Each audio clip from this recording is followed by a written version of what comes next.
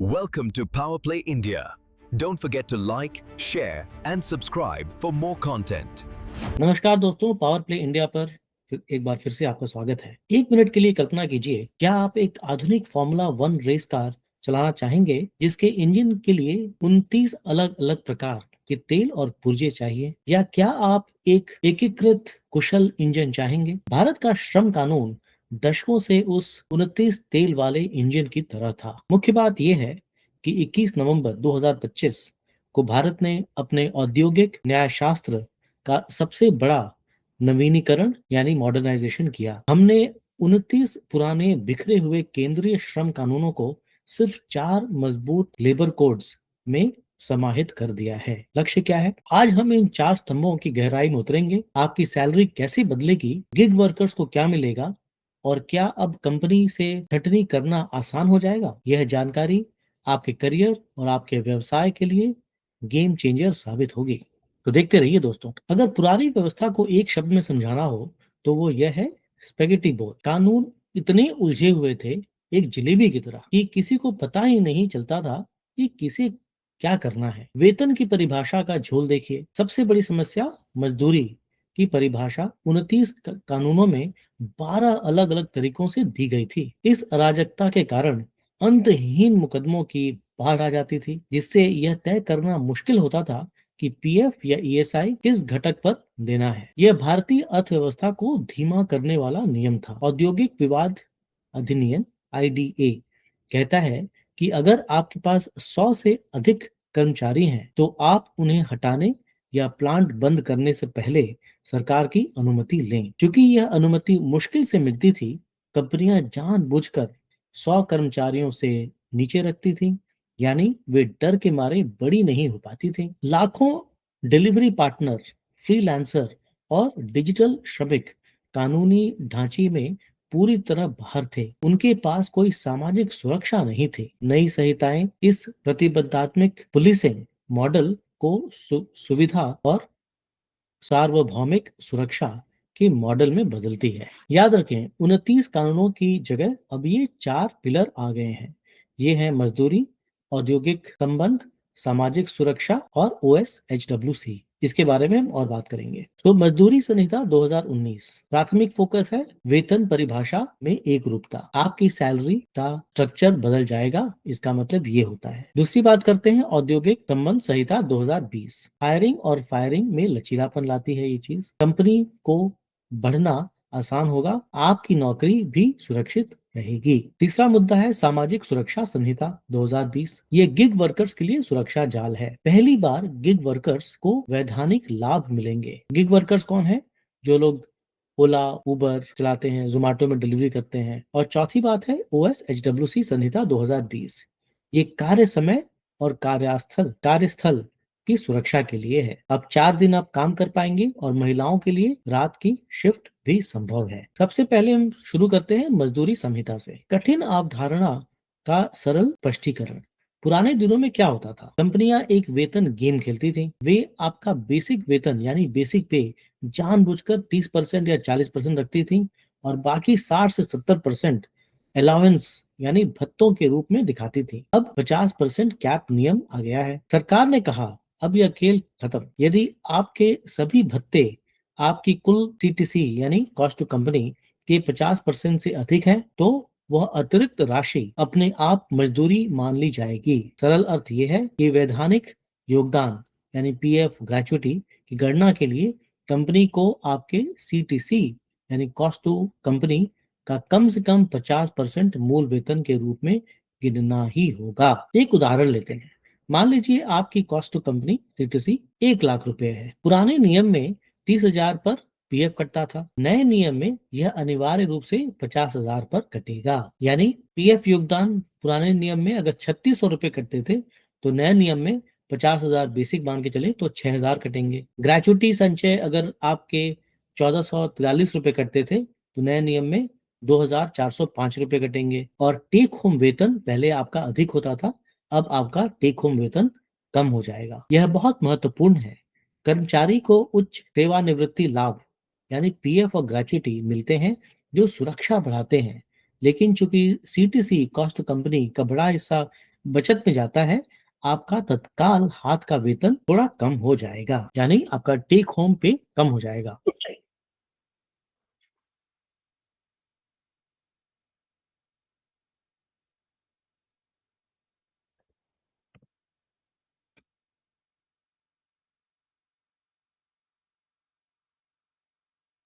यह 50% नियम केवल पीएफ तक सीमित नहीं है।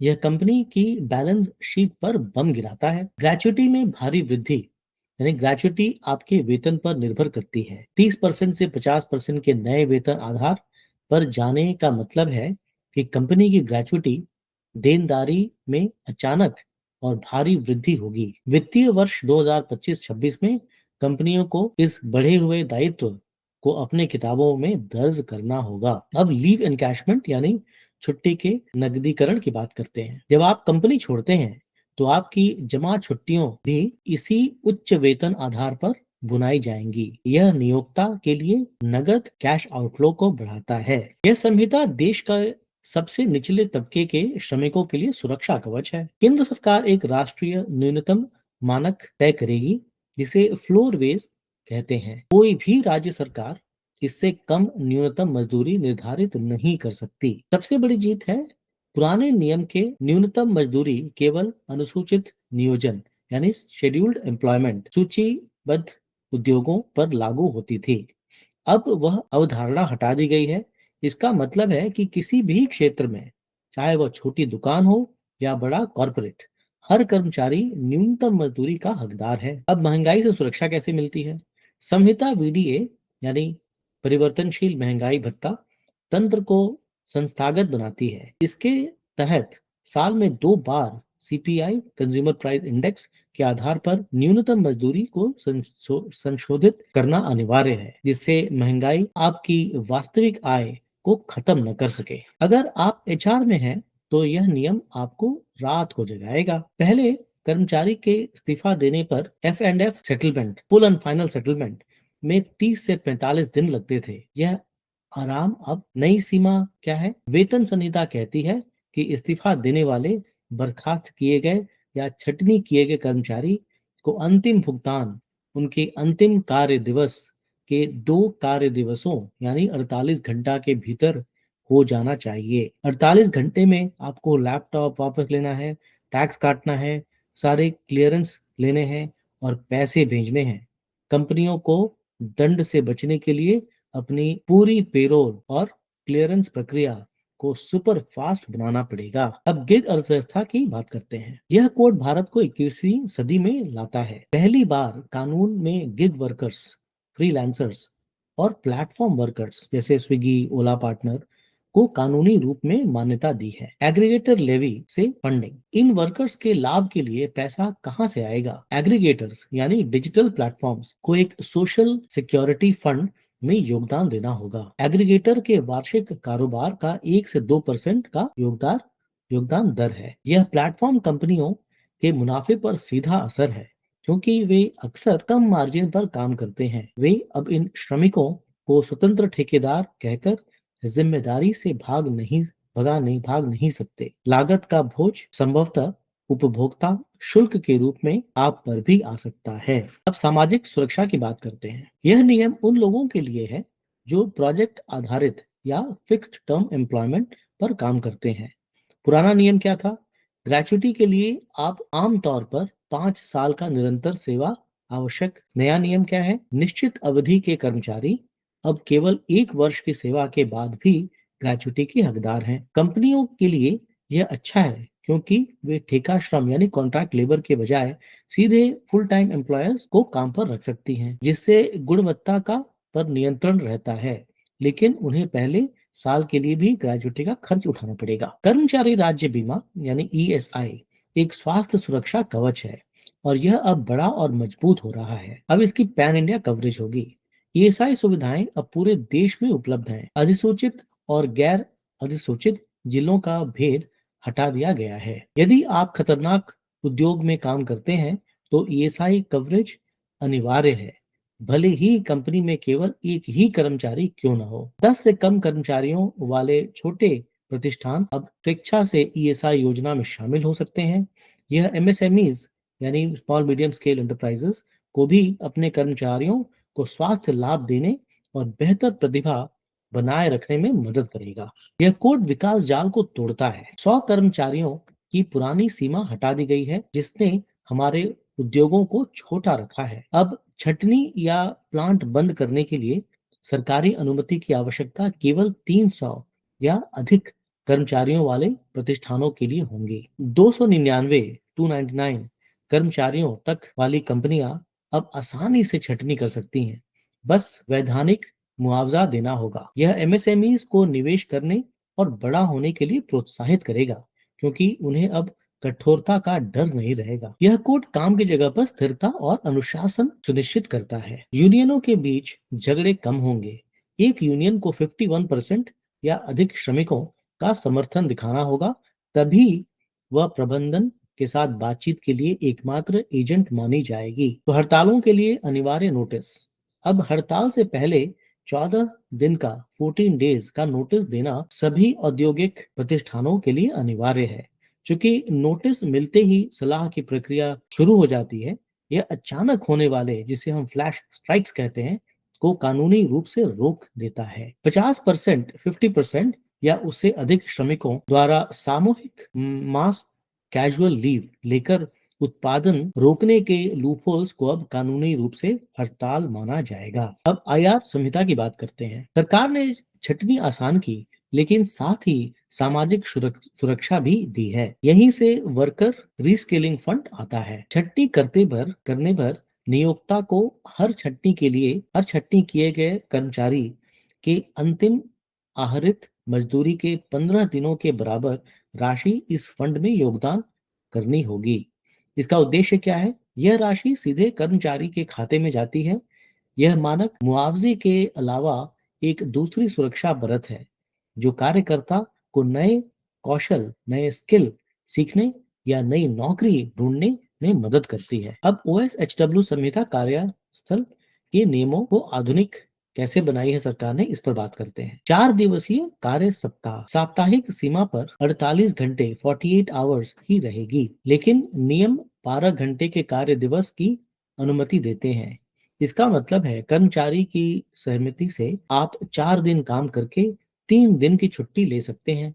यह आईटी और आईटीईएस और विनिर्माण क्षेत्र के लिए बहुत बड़ा कदम है। महिलाओं के लिए नाइट शिफ्ट की सशक्तिकरण। महिलाओं को रात की शिफ्ट यानी शाम 7 से बजे से लेकर सवेरे 6 बजे तक में काम करने से रोकने वाले पुराने प्रतिबंध हटा दिए गए हैं। यह महिला की सहमति और नियोक्ता द्वारा सुरक्षित परिवहन और सख्त सुरक्षा प्रोटोकॉल सुनिश्चित करने पर निर्भर है। अब ओवरनाइट गणना की बात करते हैं। जब आप ओवर टाइम करते हैं, तो आपकी प्रति घंटे की दर कैसे गिनी जाती है, यह अब बदल गया है और यह कंपनियों के लिए महंगा होगा। पुराना तरीका क्या था? कई कंपनियां मासिक वेतन को 30 दिनों से विभाजित करती थी, जिससे प्रति घंटे की दर कम आती थी। नया मानदंड है। कोड स्पष्ट कहता है कि प्रति घंटा दर की गणना के लिए भाजक 25 दिन होना चाहिए। क्योंकि ओवर टाइम भुगतान दर का दुगना होता है, 26 दिन का उपयोग करने से दर बढ़ जाती है, जिससे कंपनी को अधिक ओवर टाइम भुगतान करना पड़ता है। मान लीजिए एक एम्प्लॉय एक महीने में 1 लाख रुपया कमाता है, तो अगर 30 से डिवाइड करेंगे तो 1 लाख डिवाइडेड बाई 30, और नए कानून के हिसाब से अगर आप 26 से डिवाइड करेंगे तो 1 लाख डिवाइडेड बाई 26, तो 1 लाख डिवाइडेड बाई 26 वो ज्यादा होगा अगर आप 1 लाख डिवाइडेड बाई 30 करेंगे। इसलिए कंपनीज को अब ज्यादा पैसा देना पड़ेगा। हमने केंद्र सरकार के नियमों को देख लिया, लेकिन अब आती है असली चुनौती। श्रम समवर्ती सूची का विषय है, यानी राज्य भी नियम बनाते हैं। तो नियमों का अंतर कहाँ है? केंद्रीय संहिताएं तो लागू हैं, लेकिन अधिकांश निजी क्षेत्र के लिए राज्यों को अपने नियम अधिसूचित करने होंगे। पश्चिम बंगाल सरकार ने वैचारिक विरोध का हवाला देते हुए मसौदा नियम प्रकाशित करने से इनकार कर दिया है। तमिलनाडु में राज्य सरकार अपने मौजूदा मजबूत कल्याण बोर्डों को बचाने के लिए सामाजिक सुरक्षा कोड नियमों को अधिसूचित करने में देरी का सामना कर रही है। महाराष्ट्र में मुंबई में बीएफएसआई मुख्यालयों के लिए महत्वपूर्ण परिचालन नियम अभी भी मसौदा चरण ले रहे हैं। तो राष्ट्रीय कंपनियों के लिए हब एंड स्पोक मॉडल का पालन करना होगा। केंद्रीय परिभाषाएं वेतन, ग्रेचुइटी हब है, लेकिन छुट्टी, न्यूनतम मजदूरी और शिफ्ट के समय राज्य के नियमों के अनुसार स्पोक होंगे। अब 4 कोड का कार्यान्वयन सिर्फ कानूनी बदलाव नहीं है, यह भारत के श्रम बाजार को स्ट्रांग बनाता है। कैपिटल के लिए अपारदर्शी वेतन संरचना का युग समाप्त हुआ। अब पारदर्शिता, उच्च वैधानिक योगदान और डिजिटलीकरण अनिवार्य है। बदले में उन्हें पैमाना बढ़ाने की स्वतंत्रता, यानी 300 श्रमिक नियम, निश्चित अवधि की भर्ती का लचीलापन और हड़तालों से सुरक्षा मिलती है। दोस्तों, अब हम कुछ सिनारियोस पे बात करेंगे जहाँ पे व्यूवर्स ने अलग अलग तरह के सवाल पूछेंगे या उनके मन में सवाल आएंगे और उनको हम कैसे अप्रोच करें उसके बारे में बात करते हैं। एक आईटी सेक्टर का एम्प्लॉय, मेरा वर्तमान मूल वेतन बेसिक पे 80,000 की सीटीसी का केवल 35% है। मजदूरी संहिता लागू होने के बाद मेरी कंपनी मेरे वेतन ढांचे को कैसे बदलेगी और क्या मेरे तत्काल टेक होम सैलरी कम हो जाएगी? तो उत्तर क्या है?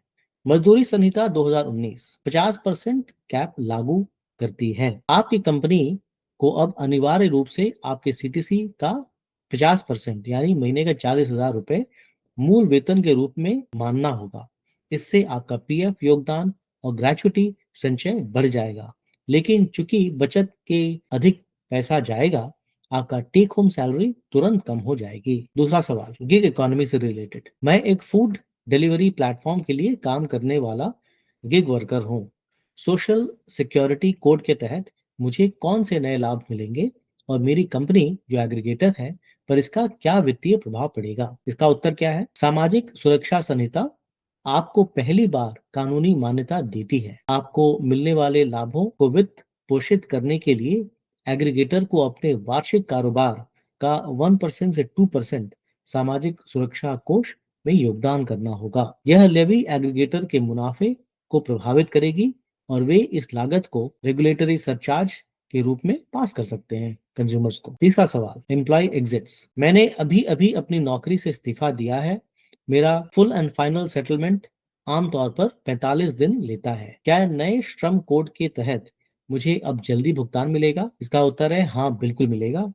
मजदूरी संहिता के तहत यह एक बहुत बड़ा परिचालन परिवर्तन है। यदि कि आपने इस्तीफा दिया है या आपको बर्खास्त किया गया है, तो आपको देय मजदूरी का भुगतान आपके अंतिम कार्य दिवस से 2 कार्य दिवसों यानी 48 आवर्स के भीतर कर दिया जाना चाहिए। यह एचआर और वित्त विभागों, फाइनेंस डिपार्टमेंट्स के लिए एक सख्त अनुपालन आवश्यक है। चौथा सवाल, मेरी विनिर्माण इकाई में वर्तमान में 250 कर्मचारी हैं। मैं 50 और लोगों को काम पर रखना चाहता हूं, लेकिन डर है कि अगर मंदी आई तो मैं कर्मचारियों को निकाल नहीं पाऊंगा। आईआर कोड मुझे क्या स्वतंत्रता देती है? इसका उत्तर है औद्योगिक संबंध संहिता आपके लिए विकास जाल को तोड़ती है। इस छटनी के लिए सरकारी अनुमति की आवश्यकता वाली सीमा को 100 से बढ़ाकर 300 कर्मचारी कर देती है। अब 299 कर्मचारियों तक वाली इकाई केवल वैधानिक मुआवजा देकर आसानी से कर्मचारियों की छंटनी कर सकती है, जिससे आपको पैमाना बढ़ाने की पूरी स्वतंत्रता मिलती है। पांचवा सवाल, प्रोजेक्ट रिलेटेड हायरिंग। मैं 14 महीने के अनुबंध पर एक कंपनी में शामिल हुआ हूँ। क्या मुझे ग्रेचुइटी मिलेगी जबकि मैंने 5 साल पूरे नहीं किए? इसका उत्तर है हाँ। सामाजिक सुरक्षा संहिता ने निश्चित अवधि के कर्मचारियों के लिए नियमों को बदल दिया है। अब आप 1 वर्ष की सेवा के बाद भी आनुपातिक आधार पर ग्रेचुइटी के हकदार हैं। यह आपके जैसे श्रमिकों को वह सुरक्षा प्रदान करता है जो पहले केवल स्थायी कर्मचारियों को मिलती थी। छठा प्रश्न, वर्क लाइफ बैलेंस। मेरी कंपनी 4 दिवसीय कार्य सप्ताह लागू करने पर विचार कर रही है, जिसके तहत हम 10 घंटे काम करेंगे। क्या OSHWC कोड इसकी अनुमति देती है? इसका उत्तर है OSHWC कोड प्रति सप्ताह 48 घंटे की सीमा को बनाए रखता है। यदि आप 4 दिन काम करते हैं तो नियमों के तहत प्रतिदिन 12 घंटे तक काम करने की अनुमति है, कर्मचारी की सहमति के अधीन। 12 घंटे का कार्य दिवस आपको 3 दिन का विश्राम देता है, जिससे काम जीवन वर्क लाइफ बैलेंस का संतुलन बेहतर होगा। सातवां सवाल, ओवर टाइम से रिलेटेड। ओवर टाइम के लिए मेरी प्रति घंटे की दर की गणना करने के लिए कंपनी पहले 30 दिनों का उपयोग करती थी।